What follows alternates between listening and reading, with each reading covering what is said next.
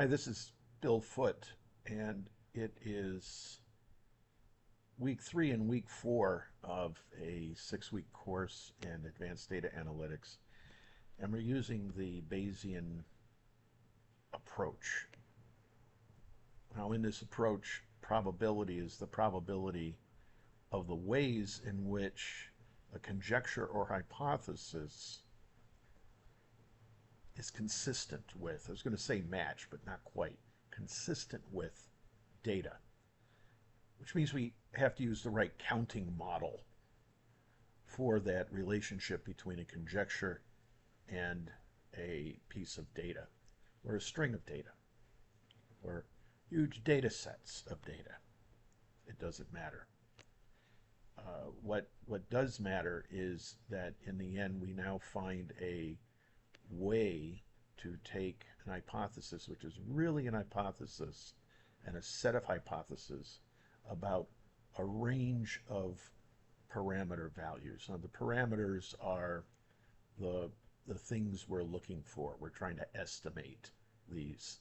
And the estimation procedure, again, is taking data, not on its own merits at all, but using what it does have to provide us, variation, trends, all sorts of things in the data, but it's putting it into a potential, got to be clear about this, potential understanding of how the data is generated.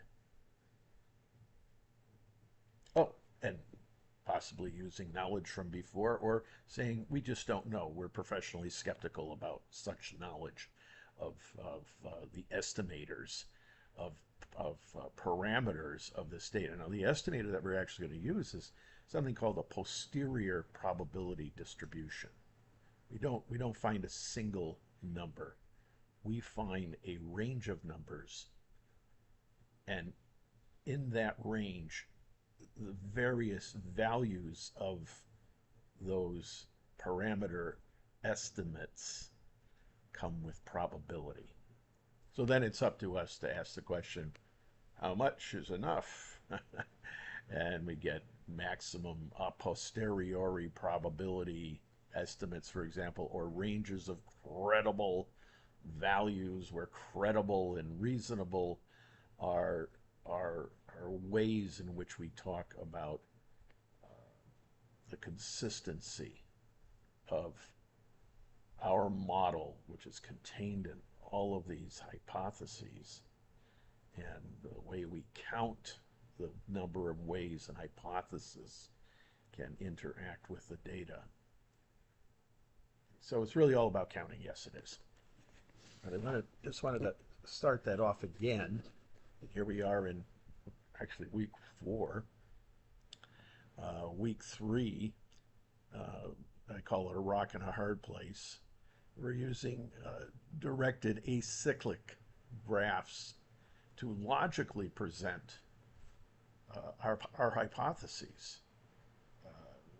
Things are related to one another, and covariates are related to an ultimate result or set of results, because it could be layers and layers and layers of results, as in a, let's say, the analogy here in math is a structural model represented as a system of equations. There's colliders, there's forks, there's all sorts of interesting things going on there. And we ran through some of those in other videos. The problem of under and overfitting, regularization, and the way the WAIC, back when I was doing my original work in my journalistic career, I used AIC. That's Aikaiki and his information criteria. So it's a divergence, which we've also been reading about in this course, between one way of looking at things and then the complement of that, the other way of looking at things. There's always this kind of bifurcation, this fork in the road, the garden of forked paths there, Borges. But let me just pull up this. Let's see, this comes up quite a bit actually. Deviance. We're all deviants here. And there are formulas, and this is Sumio Watanabe from about 15, almost 20 years ago, asking the question, is it really true? He already knows the answer to this, that we can do statistical inference for parameter values when the parameter values are nonsensical, or they simply don't exist, or mathematically they're holes, they're poles, they are a lot of ways of describing it in different aspects of mathematics. But they just drop into a physical, cosmological black hole. And how do we cross that event horizon in the black hole to provide inference? Inference doesn't exist in the black hole. We don't know why, but we just know it doesn't. And if it gets too deeply into the black hole, what does that say about inference?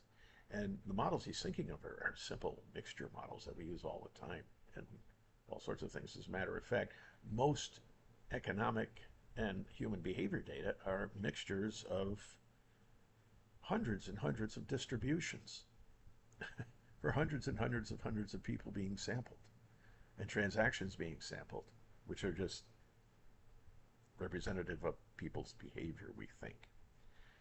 There are connections there. So the WAIC looks at data Y, looks at parameters theta, and uses the language of posterior and Bayes' theorem all the way through likelihood functions and both and probabilistic statements to come up with this thing called an log posterior predictive density. Now it's in logarithms. Logarithms are a good scoring mechanism. They smooth things out and put things on a regular track. You double the intensity of sound in your ears, and the decibel is a logarithm. Decibel measures, well, you double the intensity, you double the score, the decibel. Okay, so it just makes things consistent that way. And similar to temperature, these are usually accretive. The higher the temperature, the hotter it gets, and the longer you're in it, the hotter you feel. That's very accretive, like growth or decay. Very accretive, and we just transform that into something linear. Make it easy. We like to count, and that's the simplest kind of counting. Model divergence. And what we're doing here is we're not selecting a model, we are comparing models. And if we put a rule in as a decision maker to select a model, well, that's on us. It's not on the statistics. That's on us. If we get the baseline divergence as we have here, right? Log odds ratios is really all we're talking about. Very, very simple approach. And in this WAIC example, we use Richard McElreath's example of the Laffer curve. Please look that up from Rethinking, and look at tax rates and tax revenue. So can we get more tax revenue when we increase the tax rate or decrease the tax rate? Well, this is trickle-down economics from the Reaganomics era in the 80s. Most economists will say, really? No. No, that's just a way for that's a way for oligarchies to exist. Don't tax the super rich, and they will gleefully tax themselves by giving more to the super poor. This has never happened in history, unfortunately. We're not as altruistic a species as we wish we were. structuralism has to actually seemingly come from outside of us. And we go through this routine. We have standardization, and that's a scoring mechanism. That is taking each tax rate, subtract each and every tax rate, there's a whole bunch of these in the data set, from its mean and divided by its standard deviation, a z-score. The distribution of this new variable t and this new variable r are mean 0, standard deviation 1. That's about as standardized as you can get. Normalization, we used to call it as well. Quap recall is quadratic approximation. And A-list is the special way in which we list the components of our model, which look suspiciously like math, because it is. Take the density norm of mu sigma, where mu is equal to an intercept and a slope.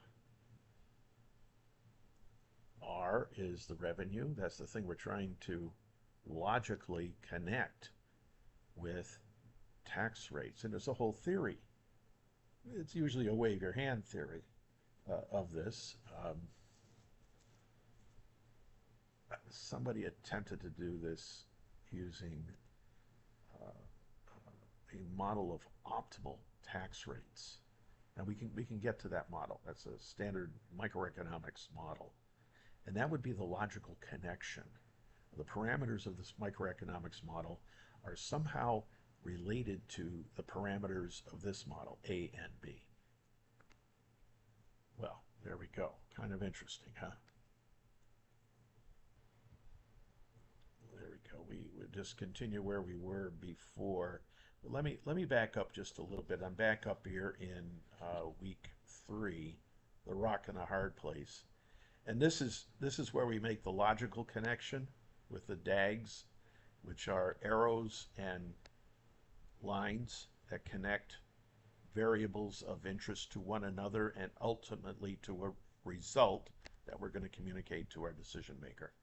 And so that'll be the logical connection machine.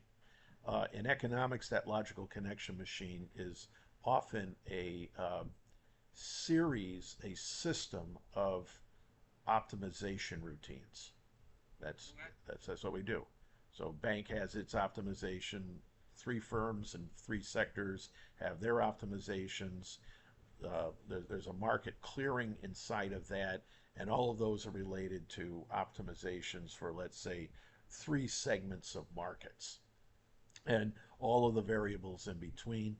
The parameters of interest to us would be action and reaction parameters by consumers among one another and by themselves, the firms and one another, and their relationship to the consumers, and then all of them together with the banks.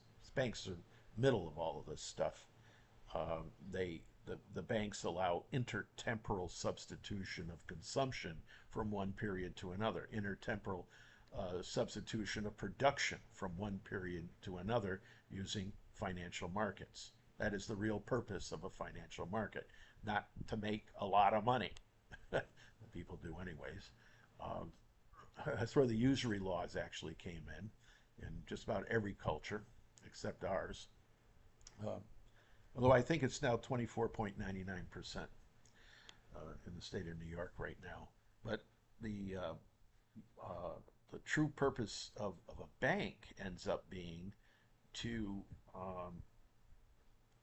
take somebody's current consumption, a piece of that, call it savings, and use that for investment purposes, which is future spending by, let's say, a company or you and me for a house or whatever, in a loan.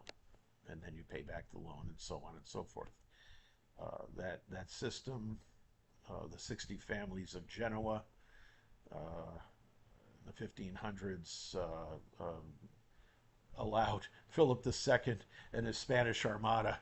They weren't successful, however. That didn't work out so well in 1588.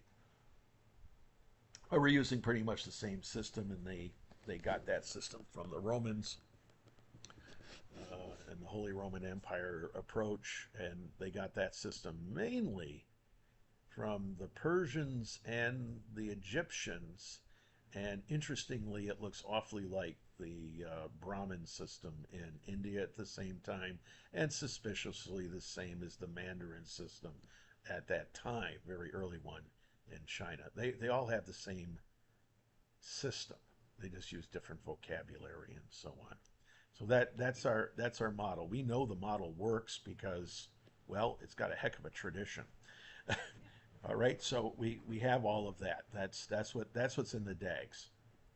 Um, Now, over and under fitting issues get jumped down to 6 and 7, regularization and so on. We'll see what that is. But the main way we're going to do this, we're going to take R squared and bury it, get rid of it. R squared is incredibly, in consulting, I found R squared to be very, very pernicious. Oh, you got a low R squared, therefore it's a garbage result in inference. I go like, wait a second. First of all, it's statistics, and R squared simply means that we have a low, medium, high percentage of the variation in our outcome variable um, due to the variations in our input variables. That's all. You know, and the rest of it's noise. Well, actually, the noise is very instructive. It's where things go really, really well and really, really bad. Don't we want to know that? And so the R squared, everybody uses R squared like a trend and forgets that the trend is business as usual. What's interesting is when we go off trend, and that's where positive and negative net present value exists for a business, if that's what you're interested in. Or positive and negative expected life outcomes in a healthcare system. So you take something like the National Institutes of Health, which is pretty much gone now, but maybe it'll come back, was always the nation's endowment, and a lot of taxpayer money went to fund projects at the National Institutes of Health. Now, how did they? George Bush really did a very good job here in his performance appraisal approaches to formalize in the CFR, Code of Federal Regulation, how you measure performance at a place like that. How do you measure performance? It's expected life. The ROI of taxpayer investment, that's the I, and the return was how many years of extended life can we validly, verifiably show across all sorts of categories. And you look at all the institutes, they're the categories. Everything from arthritis to end-stage renal disease to addiction to all the pandemic stuff and so on. And it worked really well. I mean, if you get 3 or 4 years and then start accumulating that, well, all of that kind of went away for a while, and now it's coming back. We're not the top ranked anymore in expected life. And expected life is the one that my doctor uses for diagnosing things like heart disease and all sorts of other things. It says we don't use BMI anymore. We use extended life. And if you're a bodybuilder, you can have a 30% BMI if you're a bodybuilder. So what does that tell you, right? So it's like anomalous. Um, so that's where we're getting to here. WAIC is a model, not a model selection routine. It is a model comparison routine. And it's a log odds ratio kind of approach. The log of A over B is equal to the log of A minus the log of B. Thus, it's a divergence approach. It's a difference. And that's what we kind of go to. And this particular week using WAIC.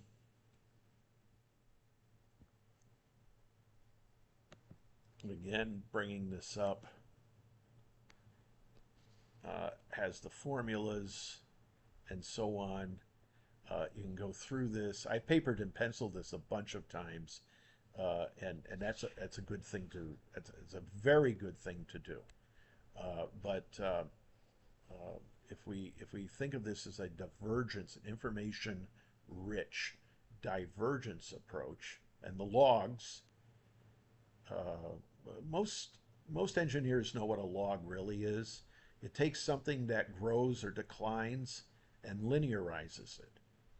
So I always use the decibel idea. It's twice as loud.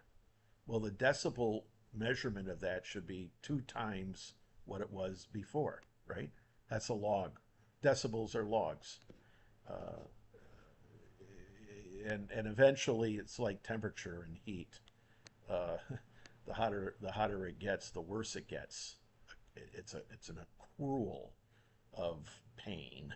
If you put your hand on the ice, it's fine until all of a sudden it's painfully numb. It takes time. The logs smooth that idea out for us, and that's why we're doing this. The other thing, in this case of the Laffer curve, which I'm showing here from the Rethinking library, um, relates tax rates and tax revenues. This is again, this is the Reaganomics idea of the backward bending tax curve, that there's an optimal tax rate. Now, that's a microeconomics question. We can build a model, by the way, that can test that hypothesis. That model needs to be upfront, and the parameters of that model need to be somehow figured out into this otherwise naive thought that tax revenue and tax rate are related. I mean, that's all this model is trying to do here. But it's basically saying the average tax revenue mu is equal to, it's y equals mx plus b. Here's the intercept, some non-tax rate systematic component, and then a component that is directly proportionately related to revenues, directly and proportionally related to tax rates. Now, all of these are scored. We're not, T and R are actually not the tax rate and the revenue. They are standardizations of actual data. And this makes them comparable, directly comparable. They're scored. They're mean zero, standard deviation 1 scores, the z-scores. And I use that, I've used that technique for decades, and people go, what are you doing that for? Well, yeah, you got to do a little extra work to bring it out from the score back to the tax rate, or back in this case to the tax revenue. So what? That's just another line of code. We have to get over ourselves a little bit. But everything here is in standard deviations. So we're basically saying the rate of the variation in tax rate is related to the variation in revenue through the logical connection of B. And A just kind of susses out,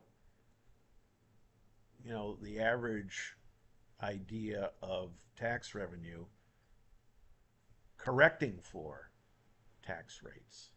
And then there's an asystematic element called sigma, and that's the other part of the normal distribution.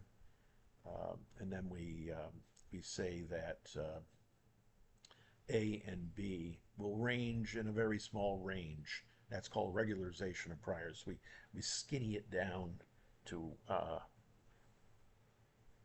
very small range. And we can go outside that range, but this is usually a process. Start with a wide range of A's and B's. Well, what's the average tax revenue? Median is 3. We might start out with 3. And standard deviation of about 1, 2 to 3. There we go, the IQR. Yeah, we could start that way and then whittle our way down to this. Now, in this model, these are 0, 1 variates because we've standardized them. So, okay, it should be a mean of 0. And we're going to say that B will also be somewhere, it'll probably be a fraction. Or if it's not, it'll be like 1.5 or minus 1.5. See, we got to think through these a little bit to make sense of them. We just don't blindly put it in. We run the model and we get this result. The 0. It's all that's basically e to the minus 10 to the minus 11th is 0. Okay, so we got that's cool. And B is 0.28 positive. So this number is practically in elasticity. These scores act an awful lot like logs. In economics, we do elasticity all the time, but so does simulation studies and operations research. It's not very related. It is related. Okay, it is related. And it ranges between 0.02 and 0.54. Now, is that a lot? Is that a little? Statistics doesn't define that. We decision makers define that. How much tolerance do you have for this stuff? That's a pretty big range, I would say. It's doubling from 0 to 0.25 to 0.5. It doubles. So it's a fairly big range. And that might be too wide for us. The sigma is also pretty wide as well. So there's a lot of other noise occurring here. And we study this by doing an extraction of samples, do 1,000 samples. We also play with the ordinary least squares, which comes up with a similar estimate, by the way. So very good. But it gives you the t-values. It's very, very significant. T-value is 0. It's still 0. But where this 0.39 is very significant enough at the 10% level of significance, whatever that means. Standard error is about the same standard error. So we're getting numbers that are effectively equivalent to these results, which is not unusual. But we use Bayesian analysis mainly to get this thing right here, get this range. And that range is quite reliable. Now we're looking at all typical bell curve. Yes, 100% bell curve here. Yeah. No, it's funny. I've done this same analysis, not using d norm. I've used a gamma function. Now the gamma function is like, I mean, a workhorse, an absolute workhorse.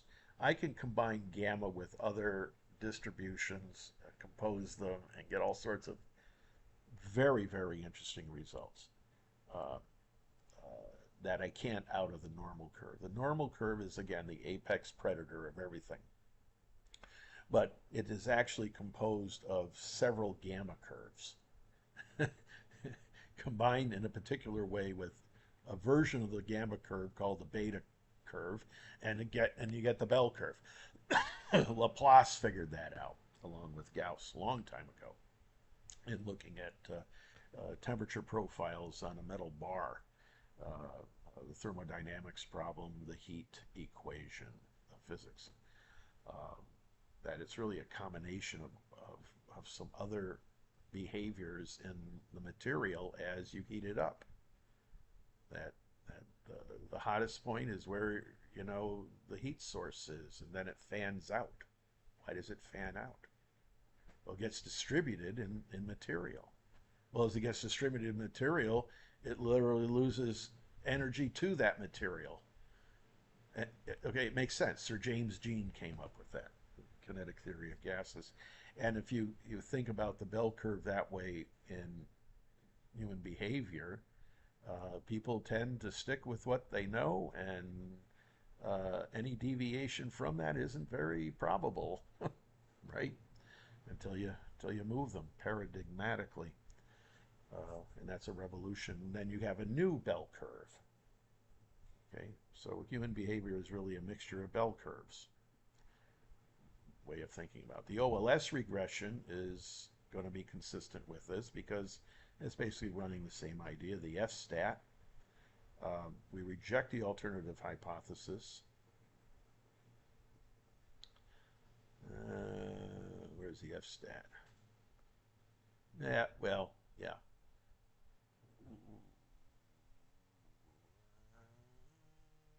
And here's the real issue.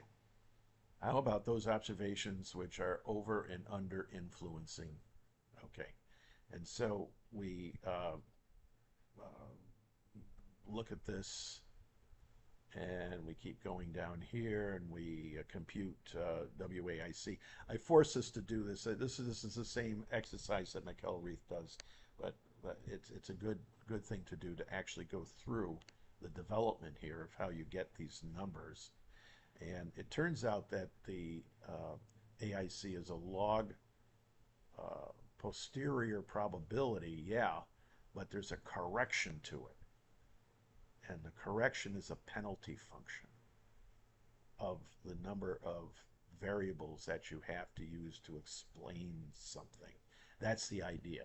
It's the same as a ridge regression or penalty functions in machine learning. As a matter of fact, WAIC is probably the core of most machine learning ideas about inference. There, done. So why aren't we teaching it? Well, I don't know. Oh, we got all sorts of other stuff here. Is there another model? I try this with a thicker, because we had a bunch of outliers, with a thicker distribution. The thickness is governed by something called the degrees of freedom of the student, T. This is William Gossett, guy who worked for Guinness, invented this, and it was hijacked. Sorry, hijacked by somebody. We're going to go a little bit more into the prediction causality trade-off, but this is our beginning on it. I just wanted to walk through this once again, yap about it a little bit, make sure we continue to bury R squared as being not meaningless, but misleading the way it's used. So there's that story, and that comes out of this whole thing. Now I also have another thing for you to read here called Causal Cats.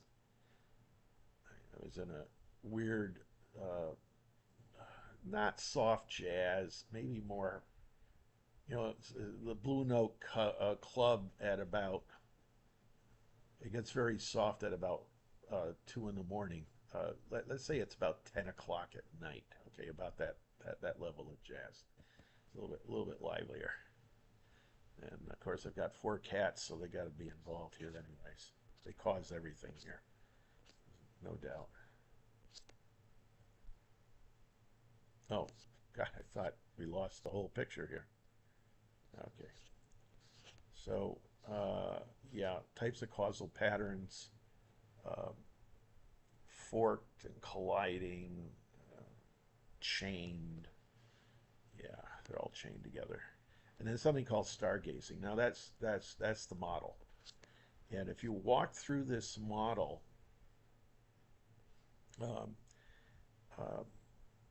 you walk through what I'm doing here. This is the way we should be developing models even if we don't use software. If we use the software of our mind, we should be doing the same thing. We should be coming up with uh, uh, uh, like a straw model, make some synthetic data, throw some ideas together systematically in a prescribed sort of way, like this. Let X be a normal distribution for some mu and sigma. uh, Use a Bernoulli log logit distribution to pick zeros and ones. And then the final one, that should have been logit X, by the way. The final one should be uh, the final result is 2 times whatever this is minus 1 and sigma. And if you look at that, and that's normally distributed, all it's doing is generating synthetic data. This could be reliability results. Uh, here's something that occurs uh, in sampling boiler welds or something like that. And I'm thinking boiler welds because we had to build a model in the late 80s of boiler weld cracks in nuclear vessels in power plants, land-based power plants, not seaborne.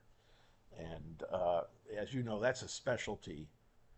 Boiler welding, stainless steel, special kind of stainless steel, the composition of which we're not supposed to even know about. You know, it's a real thing. And how do you detect them and keep logs and so on? So we did that at the 9 miles, the two 9 mile facilities. That's the data we had. We had a lot of data. I mean, it's so surveilled on the inside. A nuclear wrench costs about $3,000 at the time because it had to be certified. The testing alone was it's probably a 99-cent wrench. You know, the testing alone is it's like unbelievable. Yeah, yeah, at least, and and then you add,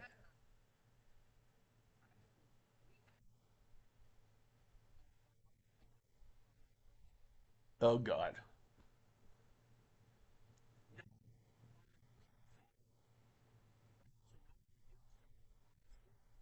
oh geez, yeah,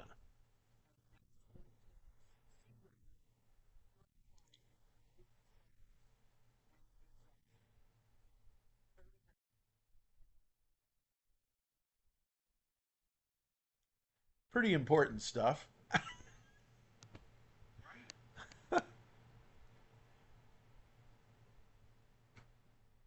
Oh man,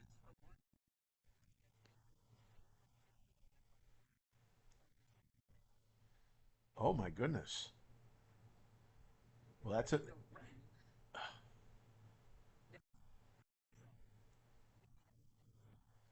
right? Or else you will not be able to hold it.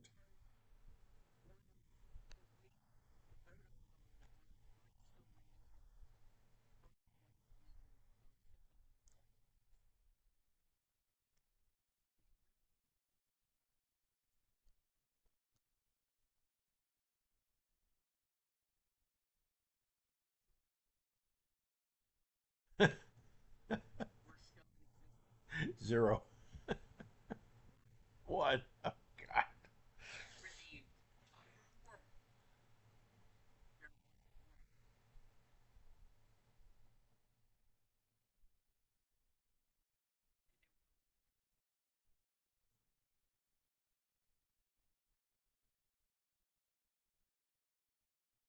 And there's no way you could.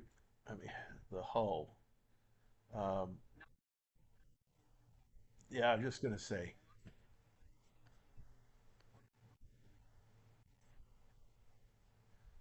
yeah, and out of service.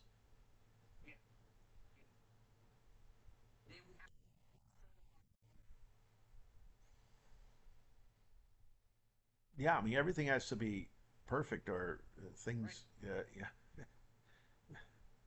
you have to have the expectation that everything's going to work as exactly planned. Right. So this is like when you talk about, you know, Jaynes,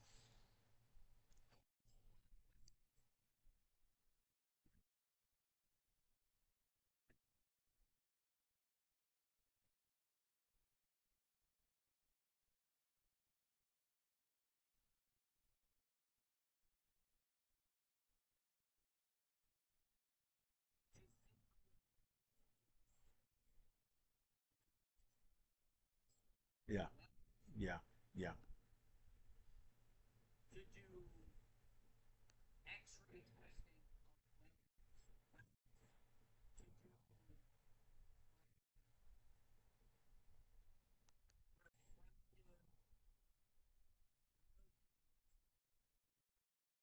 Uh huh. make you broadcast some frequency Right, right. that if you're causing a weapon, it, it changes the frequency and it reflects differently to feel safe around something.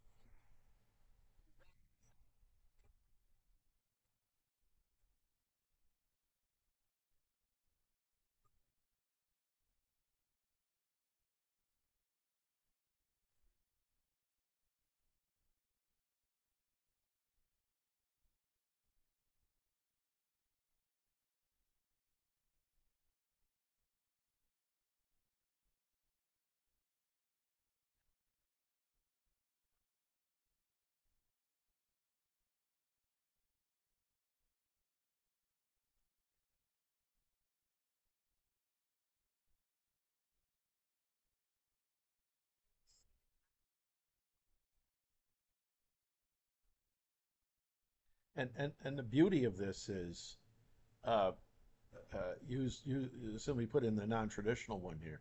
Put in a softmax in here, which is a logistic type.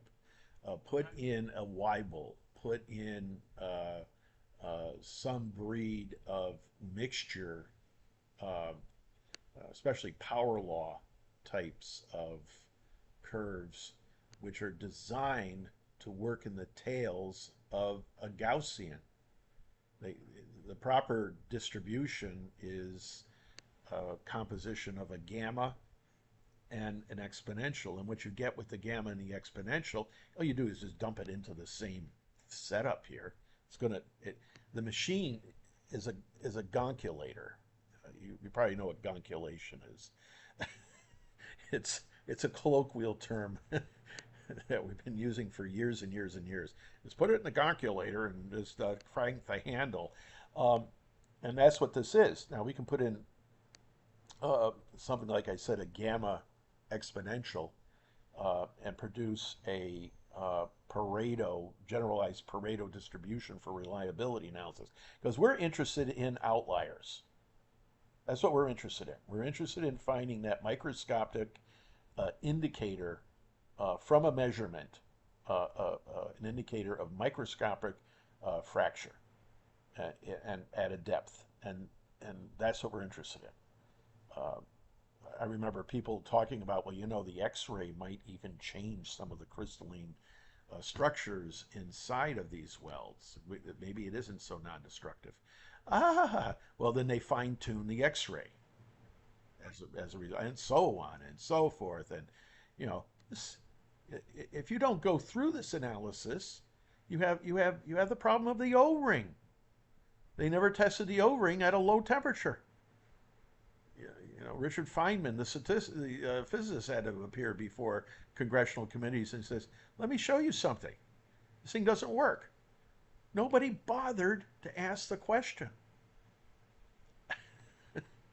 So uh, this is what we do, and that's why we build these generative models. People call it fake data. Yeah, it is, but it's synthetic data. It's a thought experiment, and it's the old saying from George Gilder about transistors: waste transistors. In our case, we're going to say do simulations until you drop, right? Okay. The simulation itself costs you nothing. Right. The benefits are outrageous, and the risk of doing a simulation is zero, pretty much. It's the ultimate non-destructive testing of your mind. Are you thinking of all of the possibilities? It's a good thing to do. But yeah, I would just put in other curves here. You Okay. take the same example, which we should go down here and see what I did, and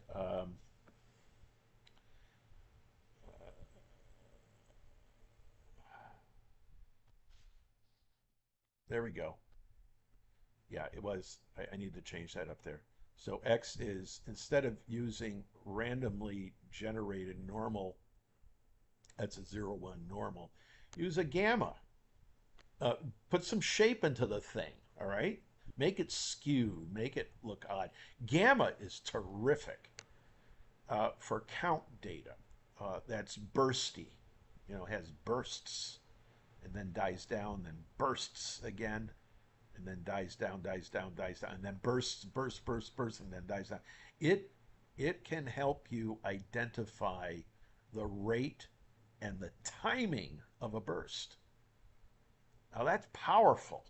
You link that up with something that's called an outlier curve. The exponential is very thick. And now you're looking at burst timing, intensity, and how likely it's to occur in a distribution, all together in one analysis. And I was talking with a researcher who lost her funding at Mount Sinai. He's about to get it back, I think. Uh, she's doing gene expression for cancer cures, and they were like 5 minutes away on a big connection machine from getting an answer, and it pencils down, literally pencils down, and they they have to rerun it all over again. It'll probably take 5 days to run. So it's that huge. It's like a particle accelerator, huge problem. Anyways, so I was telling her, he says, it's interesting. What kind of, because they're all using Bayesian analysis, 100%, for all the genomic research. Um, and also we're using it for spatial research. I know of certain agencies that use it exclusively for reconnaissance. It's just the only way, because it's updatable. You can update it with new information, better slices of everything.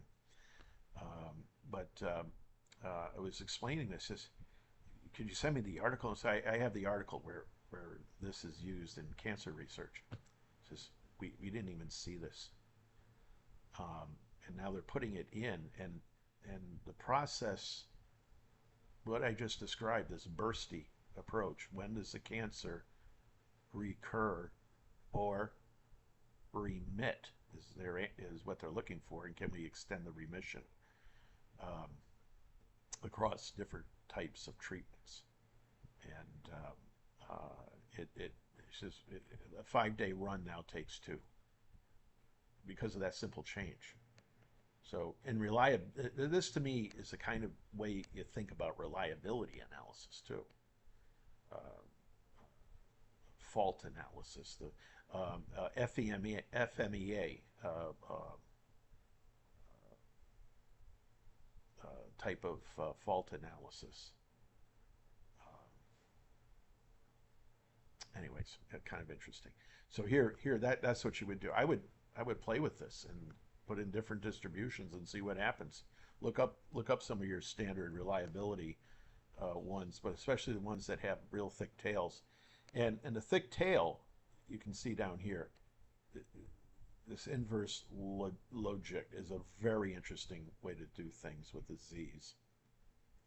And basically, we're putting together a causality analysis of x, y, and z here. X goes through z to get to y. It's like beat Bobby Flay. You got to get through each other before you get to me, and that's what the causality analysis is trying to do. But this is a statistical view. Now, this is not actual cause and effect in life or in even physics. This is a statistical representation of the same, probabilistic representation.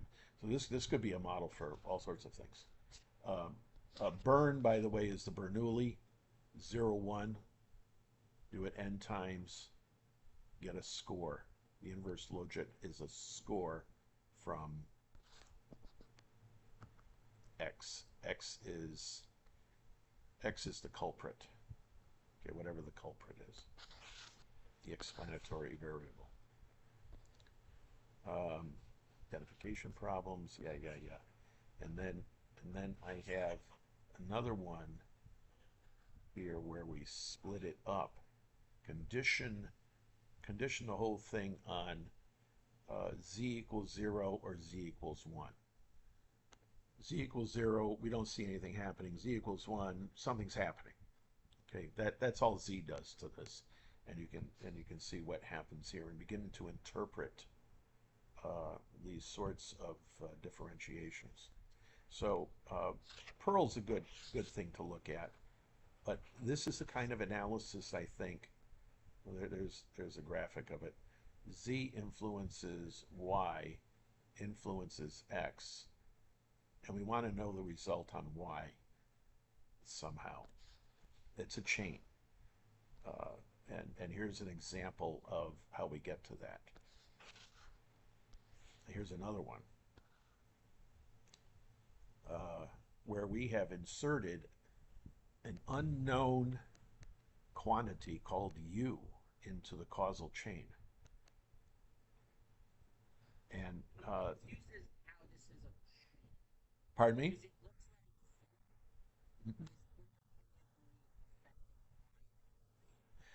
Yeah, it is. And what we actually want to do, and what's not shown here, is we want to show the relationship of x to y given this configuration. In other words, what you would need to do is ask the question, if z is related, if y is related to z, and u is related to z, and u is related to x, which pulls some sort of relationship with inverse or otherwise with z, what happens to y? So x actually, there could be a dotted line between the x and the y here. You know, the u, however, and I've used this a lot, is something that we haven't measured yet. We don't know what the heck it is. So, you know, in the gonculation machine, we put a little, a little powder in, call it U, and see what happens. Now, we know U is usually just some normal variable like this, and it affects Z, and it's the effect of measurement error, or the effect of misspecified model. It's something out there. We don't know what the heck it is. But put it in there because you can do that. And that's the thought experiment. Put something in there and see if it affects anything. And it always does. And here's the effect down here. Once you see, it goes through the muse. 0, and then here, and then here, and then here. Okay, so kind of interesting. And is there a relationship between x and y? Yeah. There's actually, this whole thing breeds this relationship. So I'm saying there's almost like a dotted line from x to y. You've actually created a relationship. And does u matter? Well, this is where it doesn't. And this is where, okay, it doesn't. And this is where it does. So what it effectively does is it changes the slope. That's effectively what's going on. It's changing the relationship of how uh, the U factor uh, can influence, and that's what we want to find out, the degree of influence. So if U influences, that's one relative to no influence. Yeah, it does. It changes the cloud a little bit. It's not a big thing. Sometimes it's very big though. Now, it, this is the whole problem of confounding. How do these things confound one another? Here's another version. We loaded U into the effect Y directly. And now it's like, oh my God, we have a scale change because of this factor U. So we use the U factor to see how some as yet to be specified anything can create either a slope change or in this case a shift. This is a rather large shift in the impact of X on Y. This one is absolutely a shift.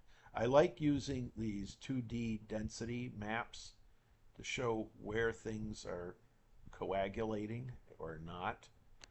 And if in a reliability analysis, this would tell me that we should be looking for some other factor that we have not yet seen, have not yet measured, but it's in the statistics.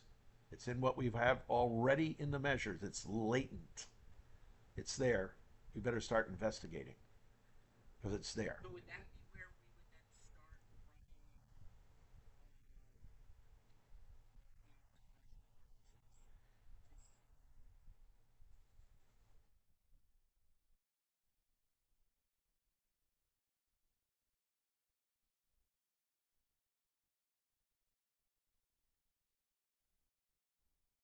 Yeah, yeah.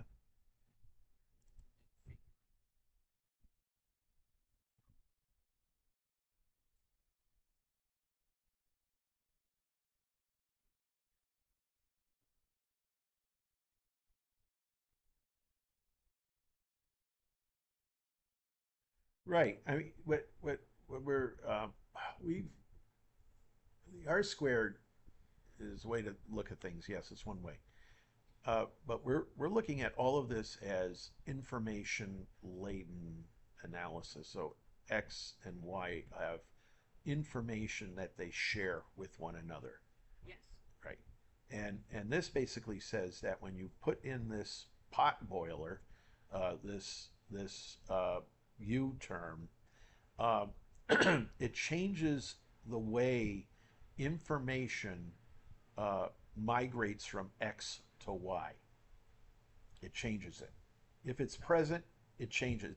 Does the shift. If it isn't present, eh, business as usual.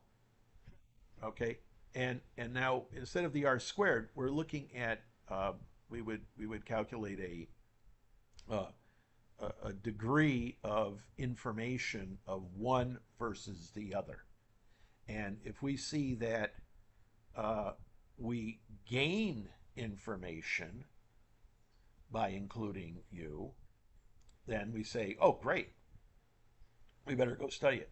If we see that we don't gain any real information by including U, we say, okay, for the time being, business as usual. Keep monitoring, but business as usual.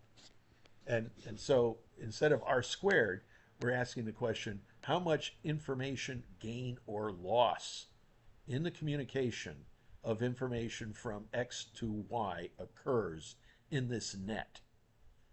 And that's pretty much how we're interpreting it as well. I think that's an I think that's an important concept. It's something to digest. Here's a collider situation where both y and x collide on z, and we're trying to look for the relationship between x and y. Yikes! You get two peaks here in this one. because there's 0 and 1. That's part of the issue. And there's ways, again, of dealing with that. And we see here that there are shifts because of that factor in this collision. So what do we do? It's inverting what is known as a fork. No z yields the plot of x implies y. There isn't any z. This is all effectively a big cloud of unknowing. Okay, this is St. Bonaventure's medieval cloud of unknowing. Yeah, there's shifts here, but it's basically a big cloud. There's not much going on here. Notice I'm using LM. I'm using the linear model from R to produce these. That's easy to use. But if we were to do a WAIC on each of these, with or without z, with z equals 0 or z equals 1, we see there'd be no information difference. Right. Even though the clouds are different, maybe even the R squareds would be different, but there's no informational difference in the communication of x to y. None in the collider. And that's what happens. That means x and y are unconditional independent. Ay, ay, ay. And now stargazing gets at this other thing. I'm trying to figure out gender discrimination, okay, in this kind of a model. Now, we're not, if I were writing a grant right now to the federal government right now, I can't even use any of these terms. They're all illegal, which I find fascinating. And whatever it is. And the thing is, we cannot actually observe gender discrimination in the statistics. It happens, but you come up with a measurement, right? We can look at it as effects and ask the question, is there something there that, because of the informational difference in hiring of two different genders, and let's say performance or wages or something of that nature, is there an informational difference there? And how do we discover that? Okay, that's part of the problem here. And here is the entire model. Wages depends upon ability, the type of occupation. We're looking at F being female, or male, could be either one, being the if you identify as female, does that create a thing called discrimination in the variables? Now, I mean, this is something that is indeed being studied somewhere. Yes. If every, again, I have this conversation with a bunch of folks who have fought with male and female warriors, and one of the things that has been discovered by them, and these are all operators, is that if you put everybody pretty much at the same level for PT tests, people rise to that level, whatever their gender, whatever their physical makeup. It's remarkable. Can a female warrior hump an 80-pound, battery-laden ruck up and down the Shenandoah Valley at a particular Q course resort over there? Yes. I can't. I happen to be male. I can't. And I don't want to, by the way. But a 30-pound, yeah, I've done that, but not an 80-pound, 60 to 80-pound on a long-term recon. So is there discrimination is the question. And so it becomes a political question, but we're taking these things as, let's take some measurements, let's get some data, and let's see. Okay. Now, oh, I got to ask a question. You served on uh, U.S. naval ships. Is it is this still is it still true that you had to have all your wisdom teeth out? Yes. Yeah. Good. Okay. Yeah. I mean,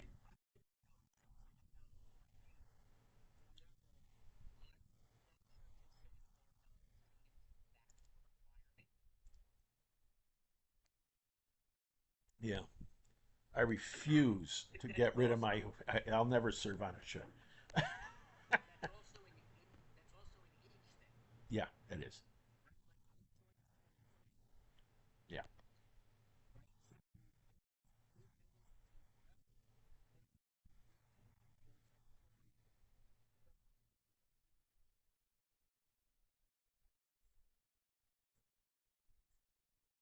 Oh,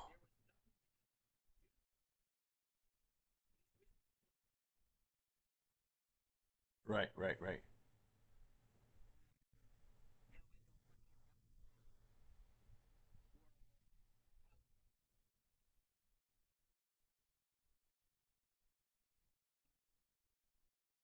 right, right.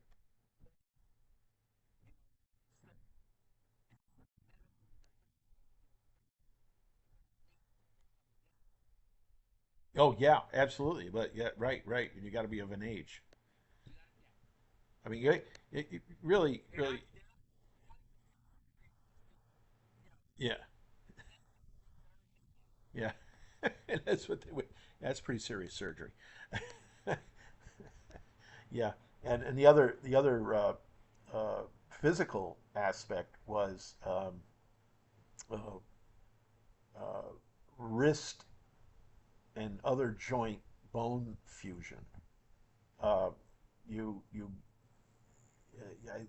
have to be almost 20, 21, 22, 23 before your bones are fully formed.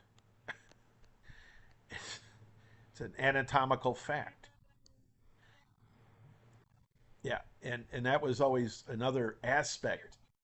Yeah, yeah, yeah, exactly. That was always another aspect of why you didn't take a 16-year-old, but you will take in a 19-year-old. Um, Right. yeah, but that was also a BUMED requirement to look at that. Uh, and there's some certain external indicators, non-destructive testing.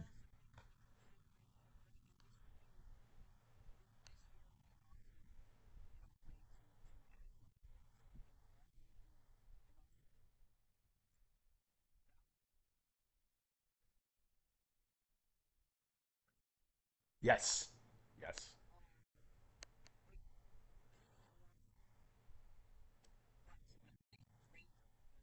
Oh yeah.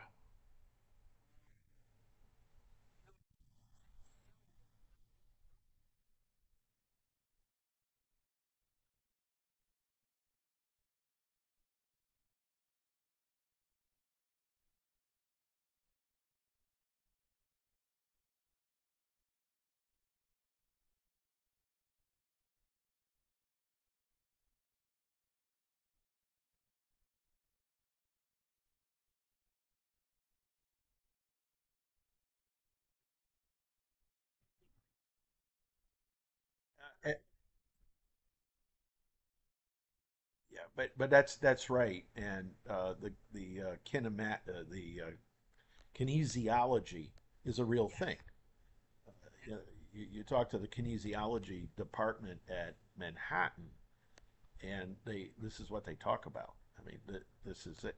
And for somebody like me who does not have by dint of I'm not sure what.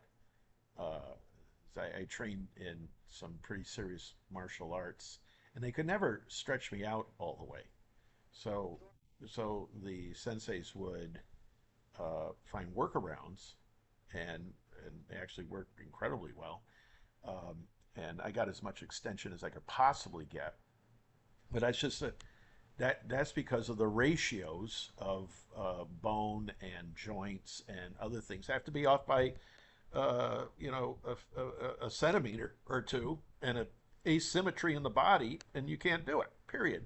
Now, what that means in a crawl space is I can crawl, really well, but I will probably develop a severe cramp. It could be in top fit form. And I discovered that when I was doing rescue diving. When my son and I did diving, did all of the certs. We should have been dive masters. We just didn't go that far. But we weren't really interested.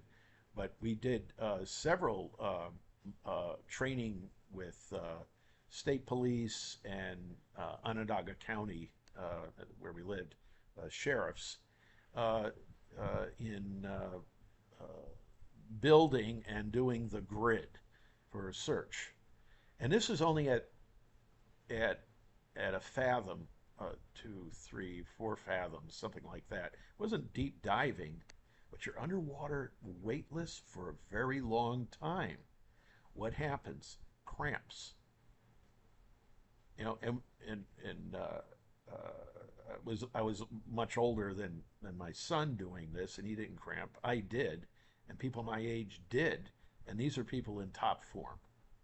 So it's stuff like that that you got to take into account in these data sets, where uh, it's age, but age in turn depends upon something else. Somebody who's not very fit.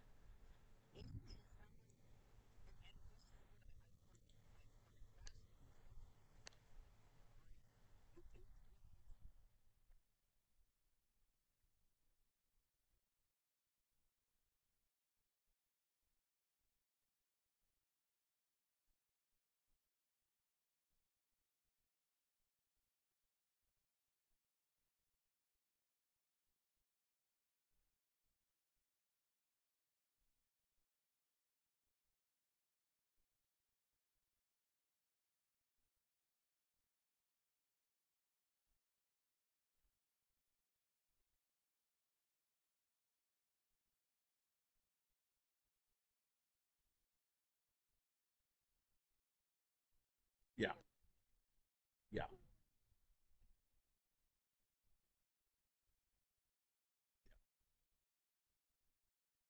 exactly.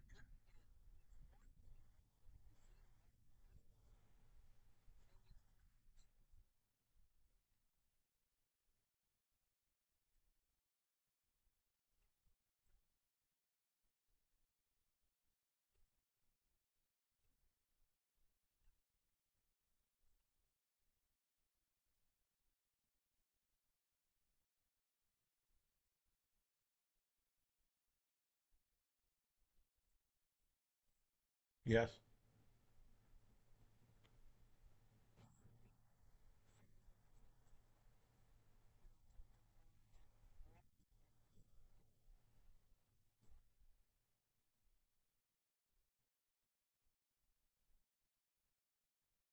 Which class was that? Oh, the 617 class? Yes. Yeah, I used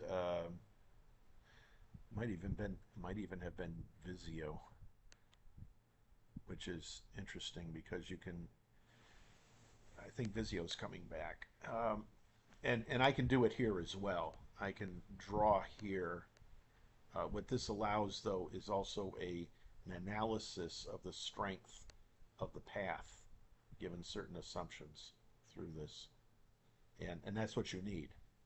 Uh, uh, the graphics are so important. So in a person-to-person class, you know, when we're in front of each other, we're going to go to the board with some markers or chalk, and we're going to play this thing out. We're going to try a lot of different things, and we could do that here too. And should be. What happens if you take A out of the mix? You know, for example, uh, an A is a real confounder here. You shut down this relationship here and let this go to here, or you shut down this relationship and let this and this independently determine W. Well, okay, fine. Uh, F is very interesting because that's just a 0, 1 indicator in the data that determines occupation. Now, yeah, the interesting thing here is D. D is here's the generative model down here, where uh, uh, we have a female, bunch of females coming out of an urn, you know, um, P might be zero point 0.5, so it's 50-50, right? Females and non-females. And then we identify discrimination with females. Okay, so now we've created that new variable, and that new variable, A is by itself, that's ability. Here's the occupation. It's now related to some multiple of A, no F, and just 2D, 2 times D, because this is already formed. And then wage, you just go backwards and say, well, there's some A in it, there's some O in it, there's some D in it. and you do that. Now, plus or minus, that's an interesting thing. You probably want to use minus for each one of these. But different issue. And you go through and you do this and you run the models. So this is the model. And here are the relationships.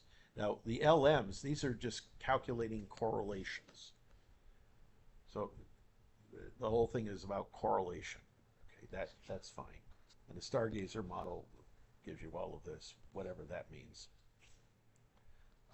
Then we do the same thing using our now standard technique, where building we're building a model of wages with a mean and a standard deviation. But the mean depends upon a couple of things here. It depends upon F, basically. That's what we're looking for in our data. Okay, that's what we're looking for. And another model where it depends upon F and occupation, type of occupation. Okay, and then we compare that with yet another model where we have occupation and ability and F. So possible confoundings going on. And we calculate all of these different areas. And we can also now go down further and say, what happens if we do with and without the occupation? Okay, look at each one of these in each one of these cases. Each model has a different view on whether occupation matters. And if occupation matters and you're female, then wages, does that matter? Okay, that's where we're trying to go here. So with and without, and then the third case, these are now scenarios. The third case is with occupation and ability. I mean, if you think of the DoD examples, you go MOS and ability, you get rated. And how do you put a team together? And this could be team comparison, if you will, across large groups. And so we plot this as an extract and so on.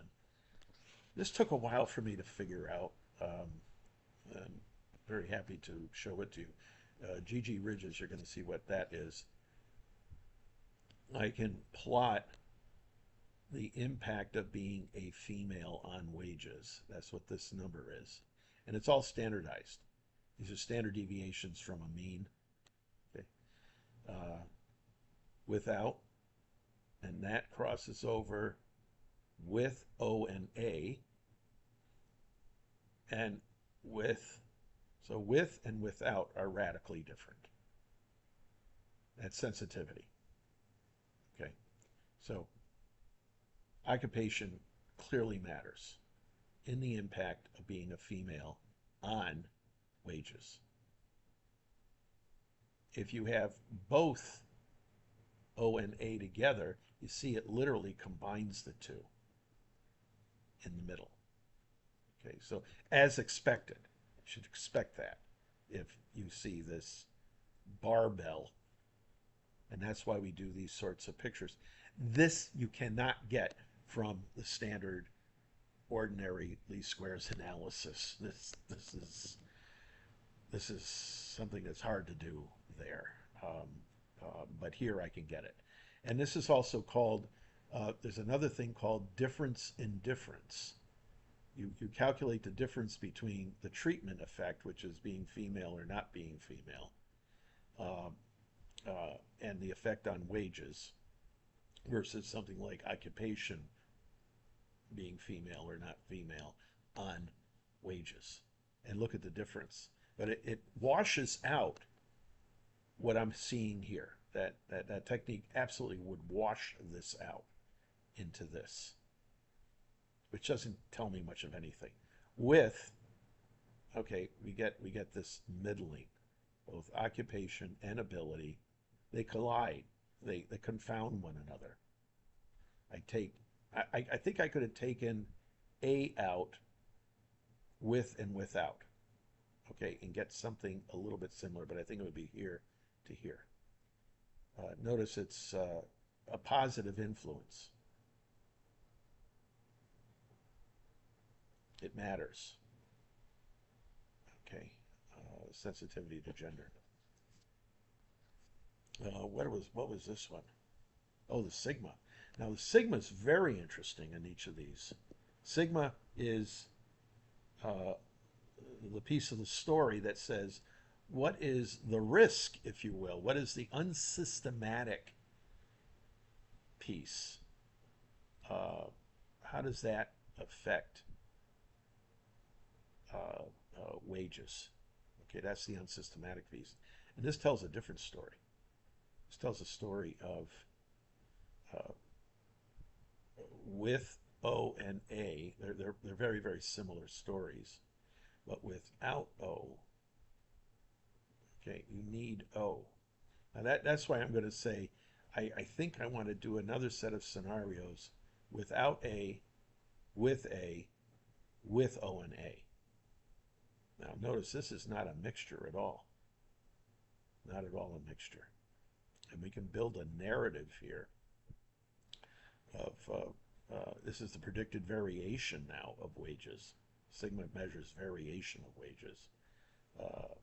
Occupation and ability impact wage sensitivity to gender. Okay, this basically says, yeah, there's an impact with and without it. Very large impact. Okay. Cautionary tale is to look at, these are all mentions of bias. You can come up with the moral implication of this. You can come up with a political implication of this. You can come up with a policy implication of this. I'm not doing that here. I'm just looking at the bare, raw, literal at the first step, and then an understanding of the literal with this analysis. Anything beyond this is beyond what statistics can possibly tell you, even these thought experiments.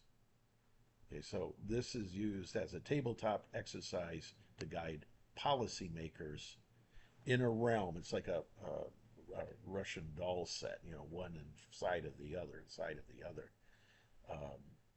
This is the least amount of analysis you should do. And I do one more thing. That's the Judah Pearl. That's for free, by the way. You can get that book at Judah Pearl's site, I believe. R.K. Merton, the father of the same Merton that was in the long-term capital management debacle at the end of the last century. MIT, Columbia University economist. Yeah, interesting. That's theoretical sociology, very interesting here. But highly influential observations exist. Now we should look at what these are, and if I did an overlay in HTML, I could probably find out what these particular observations were. And gender goes from 0 to 1. I don't know why for some reason or other, I couldn't get rid of this. I just needed one or the other. Um, but these observations matter. And I'm comparing over and under fitting. The Pareto K tells you how much uncertainty there is, and the penalty, how much variation there is. So this is an over-under fitting approach using very specific statistics. Now, in this, we need to describe what the K means, and we need to describe what the penalty. But the penalty is basically the sigmas, and the K measures the degree of outlierness. These are not predictable at all. And they're highly variable. If you could predict them, you're not going to do it very well either. But you can't predict these at all with a high K. These are just really out of sight. And this data is all generated synthetically on a thought experiment. We would need to identify what these cases were. Yeah, so this is an outlier analysis. Where in this case would a discrimination occur? That's the idea. And it would occur in these cases, and these cases would have combinations of O and A in them. And this is the amount of information that is literally lost when you don't include that estimate, that observation, or that observation, or that observation. A lot of information is lost. Down here, pretty much standard stuff. A little bit of variation, but fairly predictable. Okay. Now, the idea of predictability. Something is unpredictable if it's so uncertain that probability doesn't even seem to matter. That is an example of a highly improbable but extremely catastrophic severity event. At that point, you don't even care about probability.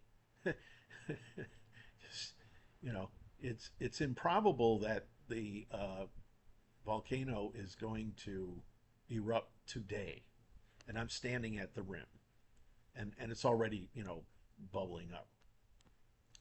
It's very improbable, though. Or tomorrow, or yesterday, or within a 3 to 5 year span. Do you think I should still be standing on that thing? It would seem to me that that would not be a very rational decision. Be very, very careful, in other words. And the sulfur fumes will kill you anyways. So we, in the business of extreme analysis, yes, we want to identify those events in the tails of otherwise regular distributions. This is the regular distribution axis. This axis is the irregular, non-converging tails. These things are crazy up here, and we better find out what these things are, these cases are, and build that into our policy, either as a reserve, put resources against it to monitor, or just let it happen. Sure, we'll just let it happen. Yeah, right. And this analysis has been very successfully used in CT, counterterrorism, because it's in this area of anomaly. We can figure out everything else that's going to happen, but these things, highly improbable, and therefore, how do we systematically bring them in, the thing that is unsystematic? That's the managerial trick right there. This is the boiler weld that you never saw coming. The boiler weld crack you never saw coming. All right. But it's there. And here's some statistical evidence for its existence. but it doesn't follow any of the rules. Huh. Maybe we should invent a new rule book. Or, better yet, simply include this within our protocols. Don't exclude it. This is the O ring under low temperatures in the Challenger incident. Um, they never saw this coming. They never looked for it. And for criminal investigations, if you refuse to look at where the evidence might be, you might miss it. We never found the murder weapon. We never found the crypto key. We never found the smoking gun in an investigation. Why? Well, it was sequestered.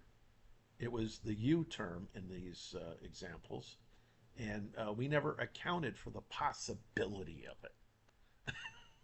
Well, you will never find it except by pure freaking chance, if you're lucky, if you're that lucky. And so that's another aspect of it. And I've been involved in those kinds of investigations pretty much all my life. And anybody that tells me, oh, don't go into that room, you and your science experiments, don't go into that room, just focus your attention here. Well, I take that as a red flag that you're trying to hide something. If every did you ever go through escape and evasion routines? Yeah, right. Okay, it's the same idea, and it's why in plain sight works often Yes. because nobody's going to look for you there. They're going to look for all the other. It's in the sock drawer. You know, the burglar comes in. Oh, it's in plain sight. You just never saw it.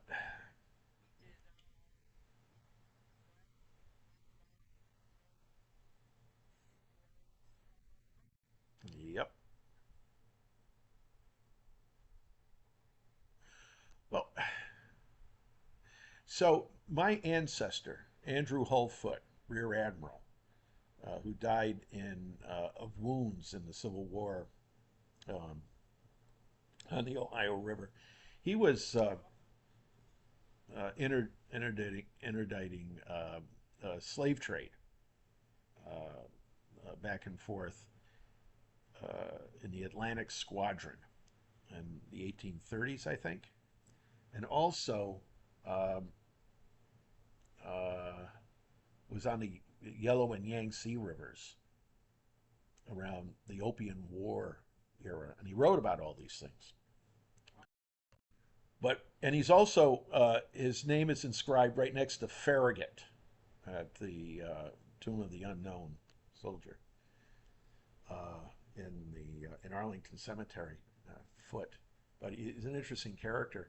He's the guy that uh, eliminated grog in the Navy. He was not very well liked for this.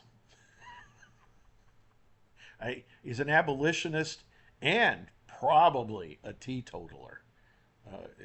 Some of these congregationalist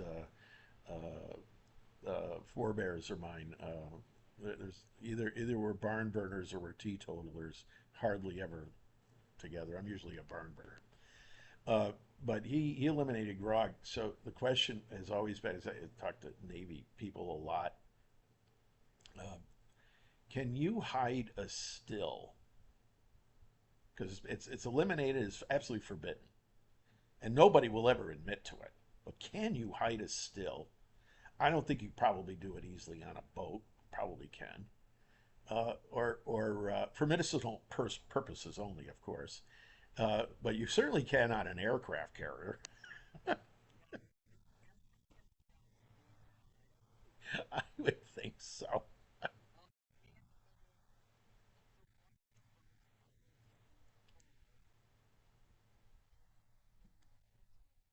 Uh,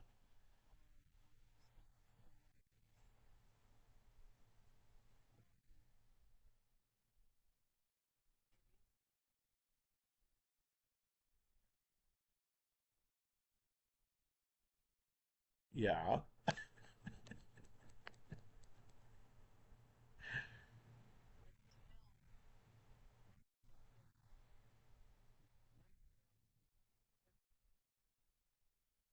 Uh-huh.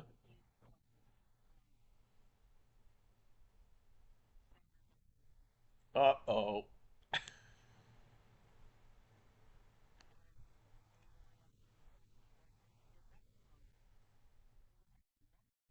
Oh, jeez. Naive.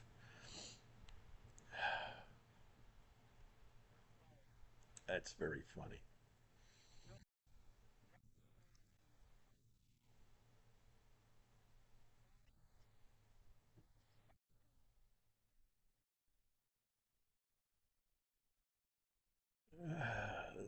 CO and the XO could not have been happy about that. That's an independent inspection. Yeah. Well, who commands the inspection? Yeah, but not the boat commander. No, it's a totally independent deal.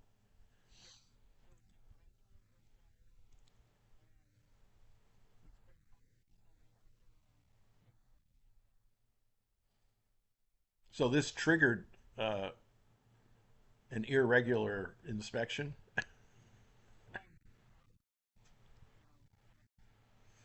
I mean, not scheduled.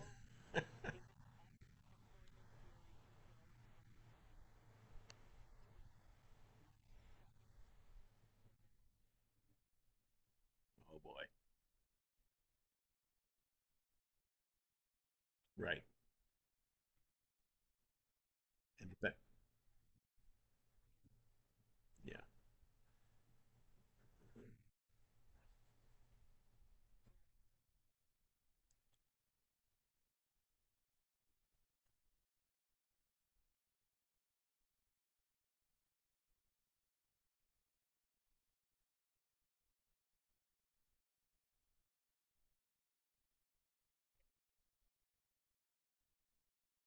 Oh, okay. One port versus to the other.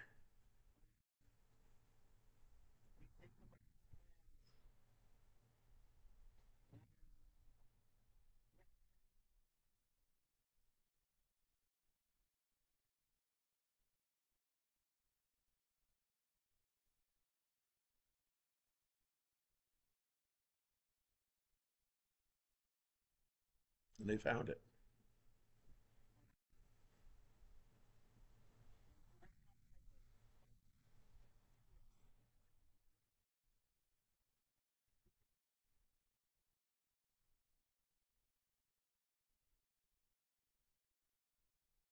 Ah,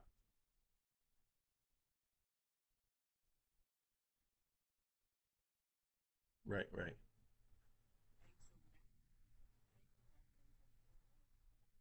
Oh, wow.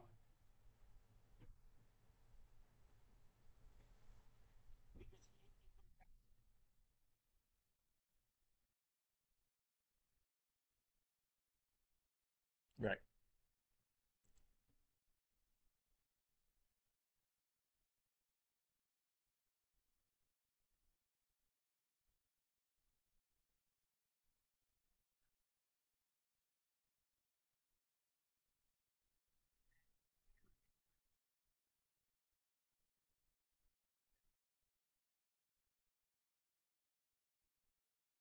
Yeah, totally. Totally.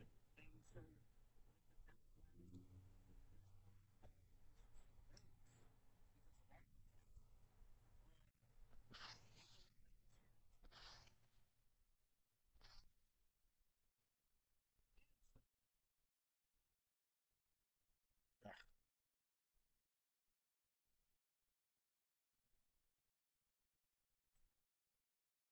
oh, jeez. See, you see, the, the, the processes we've been talking about here are all logical and sequential and cause and effect.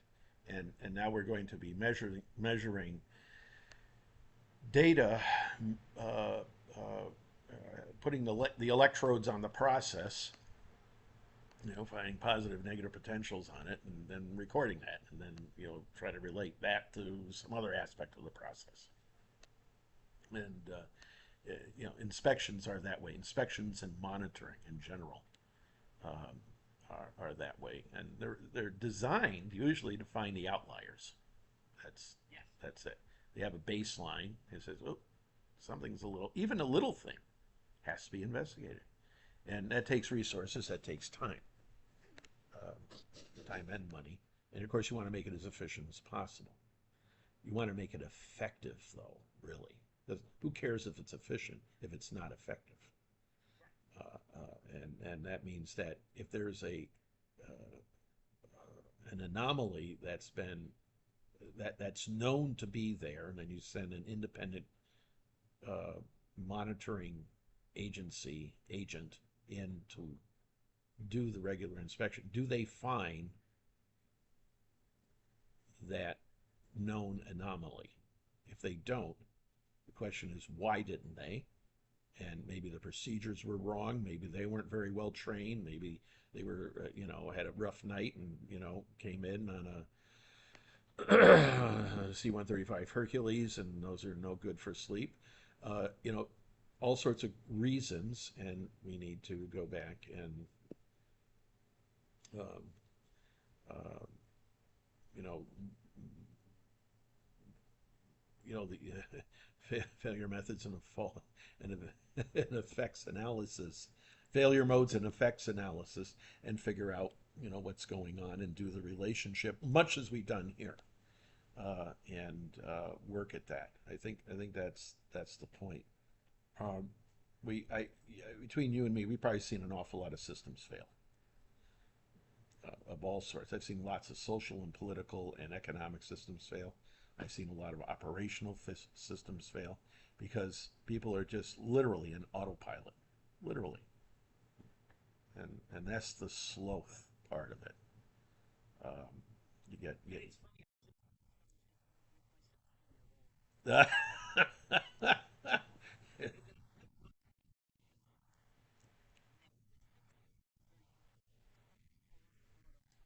yep.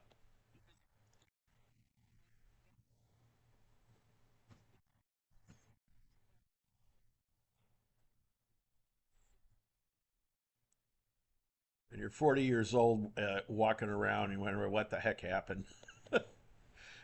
I have too many friends who have been through that. Yeah.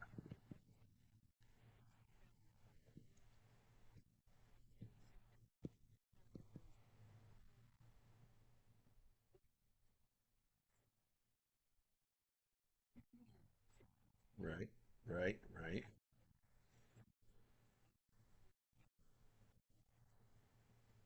What?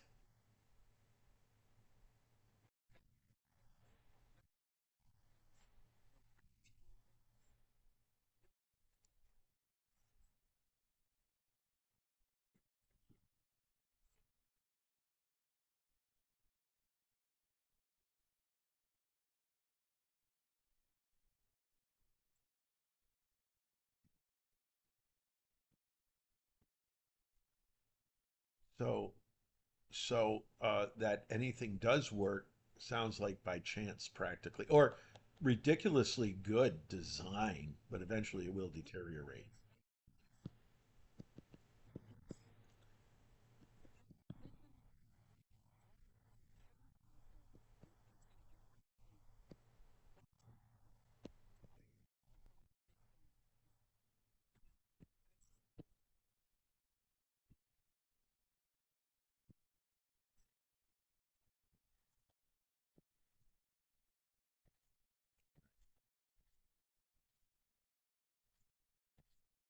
And that's right. That's right.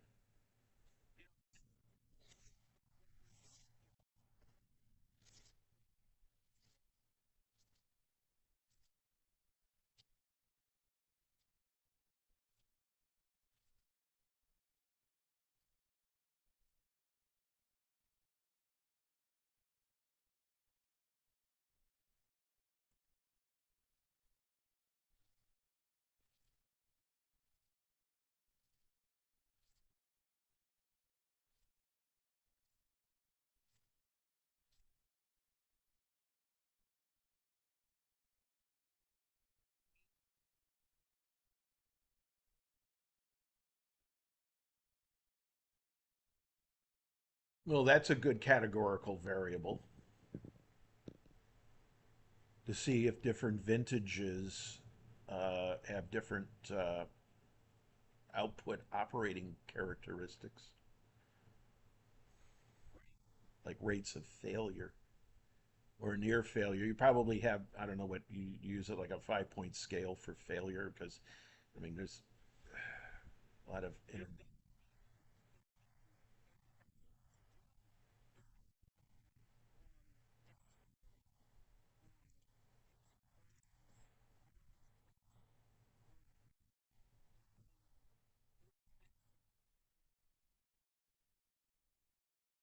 oh, Vensim. Oh yeah, yeah, yeah, yeah. Say, oh yeah, exactly. Because you could actually model a boiler in it has been done. Very very simple model, but it gives you probably enough interesting data.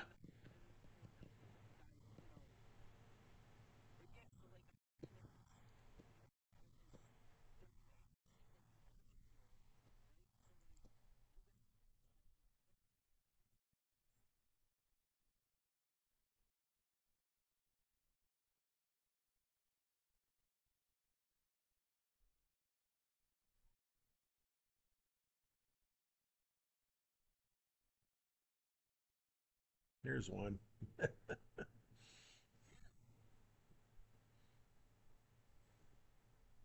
Yep.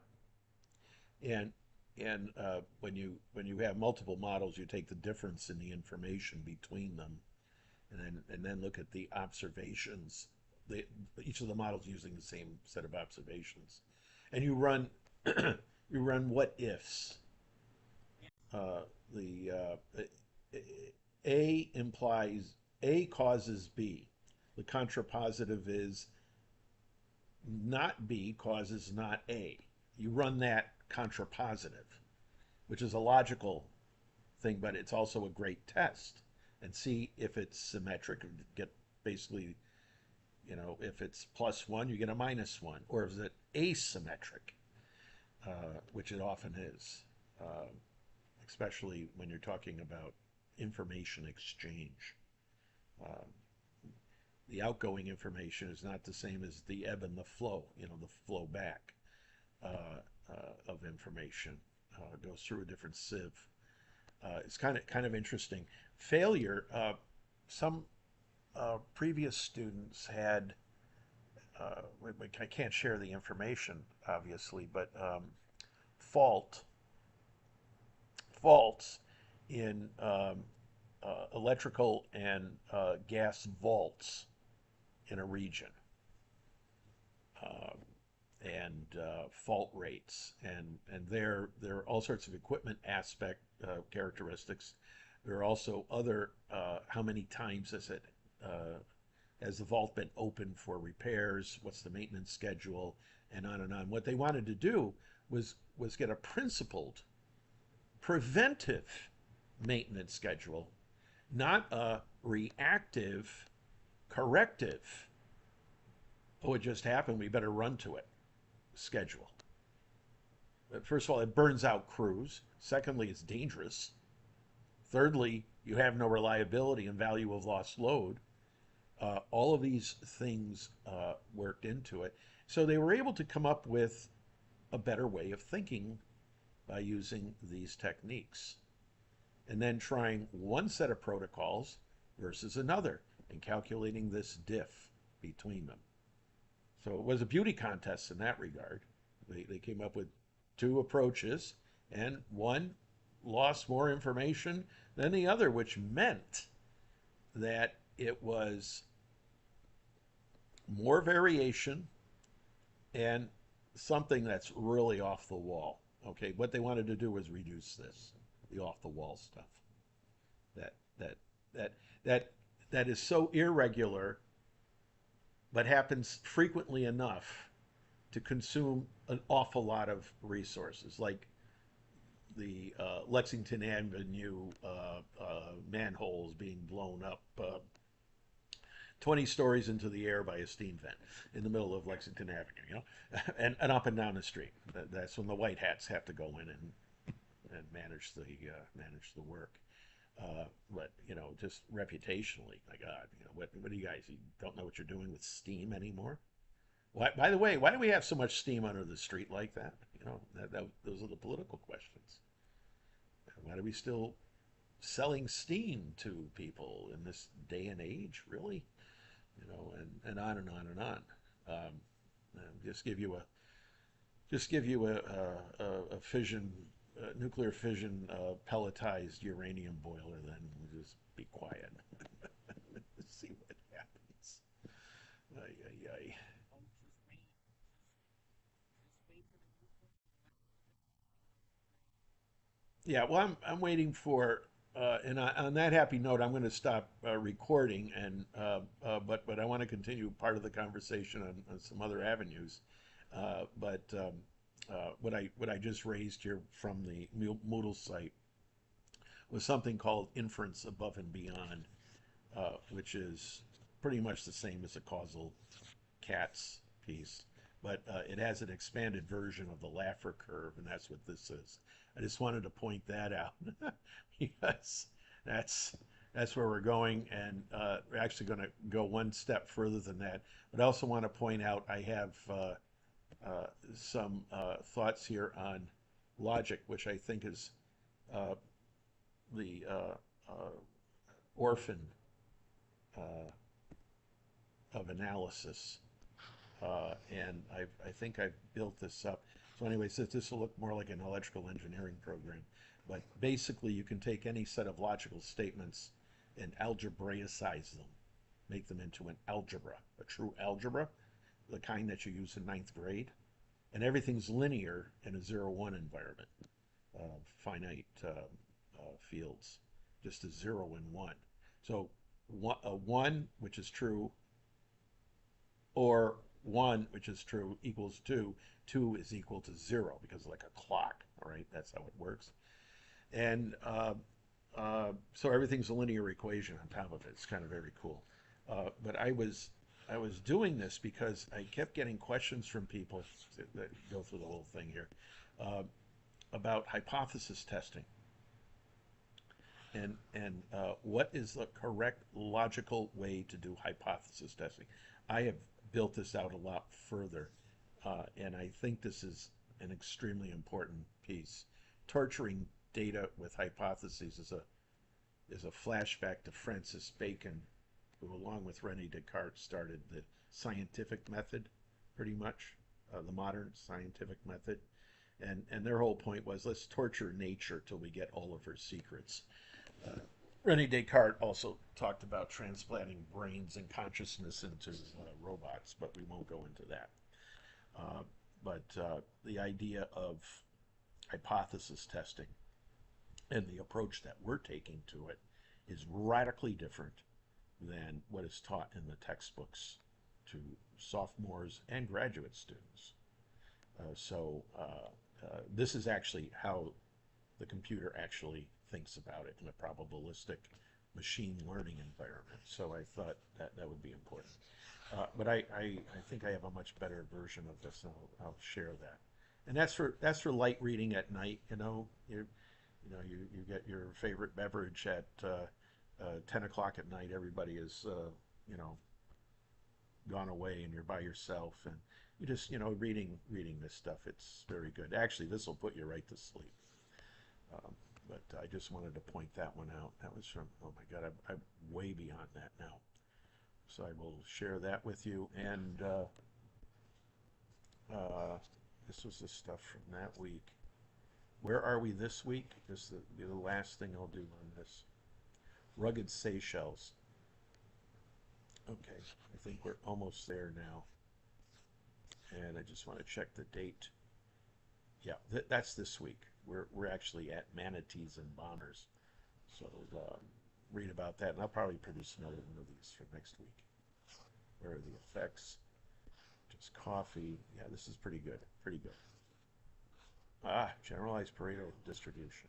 So there's some very interesting techniques hidden inside of this. And then we have only one more week to go, right?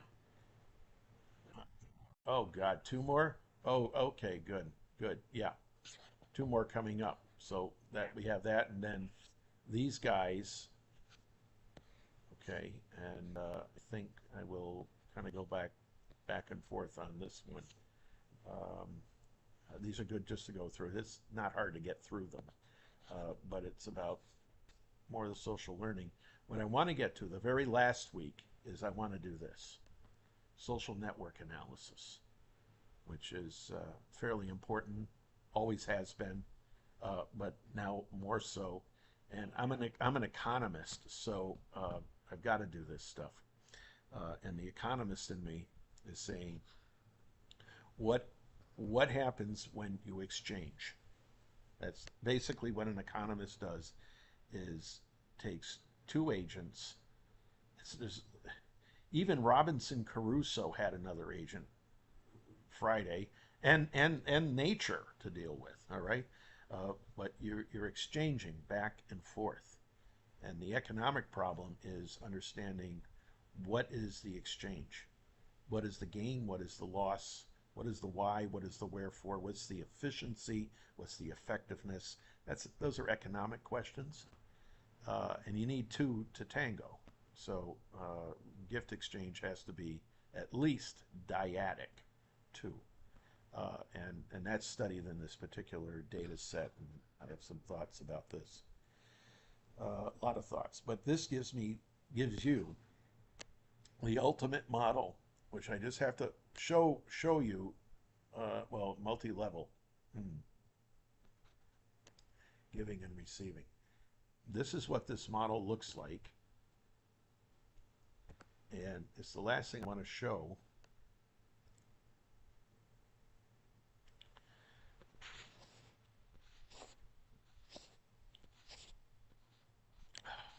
Here's the model. It's messy, but this is kind of like the epitome of where we can go with this course at this moment, where the relationships among going from giver B to receiver A, and receiver A giving back to giver B, going back and forth, counts. This is how we would model predator and prey, for example. A lot of things can be examined with this.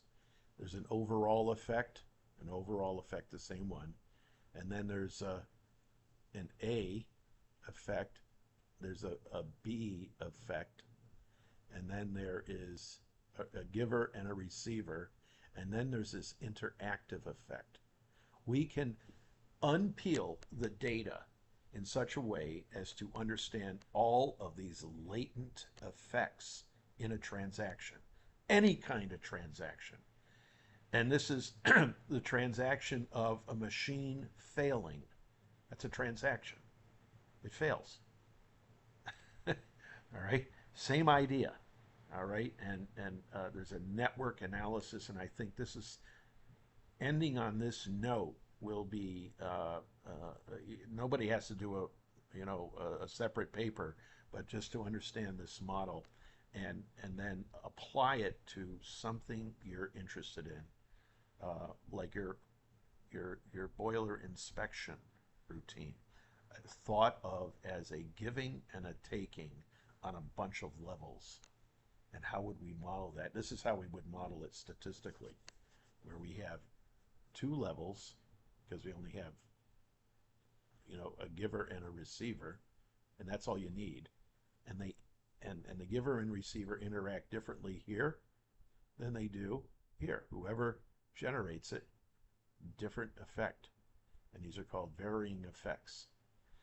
Likelihoods, all sorts of other things going on, but this is the kind of like the ultimate model for us. We can put that burst idea in here by having these lambdas be gamma burst derived down here. We can put a burst in here, absolutely. And that might be an interesting thing to play with. But all the rest of this, matrix and all blah, blah, this is all about correlation, okay? How things are correlated together. And this model to me is like the one of the epitome models of our ability to try to understand very complex interactions, which I think is the core of just about anything in management, certainly, and especially the interface of anything physical with anything management as they blend together. And on that, I'm going to shut this recording down, and maybe we can talk just for 2 minutes more after that. Okay, cool. So there we go. Thanks, everybody.